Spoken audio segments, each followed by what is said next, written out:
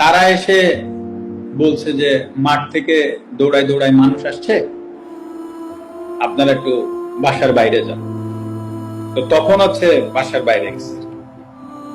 ওরাই আসলে তো আমার বাবা মাকে দেখেই রাখতো, ওরাই আমার বাবা মাকে টেনে ঘর থেকে বের করে নিছে।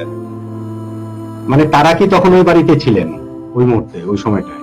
হ্যাঁ, তার বাবা 3 মা? মিনিট আগেও তো 3 থেকে 5 মিনিট আগেও তারা বাসায় ছিলেন। তারা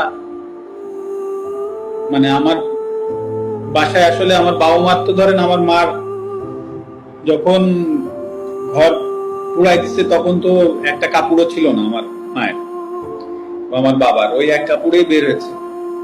এখন তারা তো ওই সময় বাসায় ছিল।